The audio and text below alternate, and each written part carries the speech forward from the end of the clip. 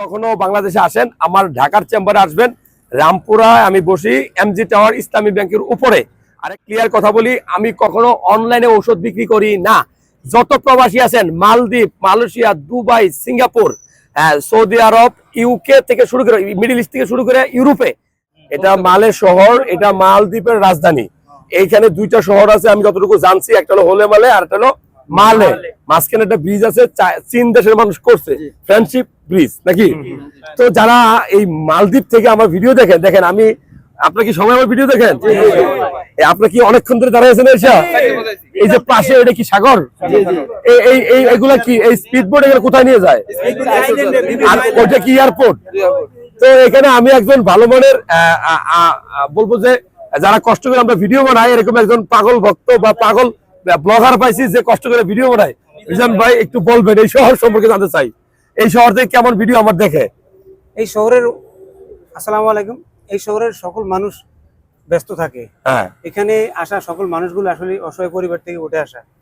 এখানে আসতে হইলে যে পরিমাণ টাকাটা, এই পরিমাণ টাকা আমরা আসতে হইলে অনেক কষ্ট করতে হয়, ব্যয় করে আসতে হয়। অনেকের ভিটামাটি, অনেক ঘরের জিনিসপত্র বিক্রি করে এখানে আসতে হয়। তো এখানে আসা মানুষগুলো অনেক কষ্ট, তারপরেও তার মাঝে এই স্যারকে, এই মালদ্বীপের আমি মনে করি 1 লক্ষ প্লাস বাংলাদেশি বাইরে আছে, শ্রমিকরা আছে, সকলেই ওনাকে পছন্দ করে এবং ভিডিও দেখে। তো আমরা বেশ অনেকটা সময়, বলতে পারবো না কতটা টাইম, অনেকটা সময় ওনার একটু দেখার জন্য, ওনার মতো একজন ভালো মানুষ, উদার মনের মানুষের মানে সাক্ষাৎকার নেওয়ার জন্য আমরা আজকে এই অপেক্ষাটা।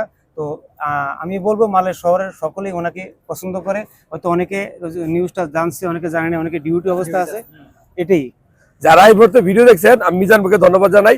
যারা কষ্ট করে মালদ্বীপ থেকে এতদিন আমার ভিডিও দেখছেন, আমি আগামী 5 দিন মালদ্বীপ থাকবো, এই হোলে মালে এবং মালে, এই শহর দুইটা মিলেই থাকবো।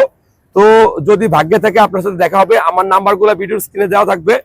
তো যদি কখনো বাংলাদেশে আসেন, আমার ঢাকার চেম্বারে আসবেন, রামপুরায় আমি বসি এমজি টাওয়ার ইসলামী ব্যাংকের উপরে। আরেকটা ক্লিয়ার কথা বলি, আমি কখনো অনলাইনে ঔষধ বিক্রি করি না।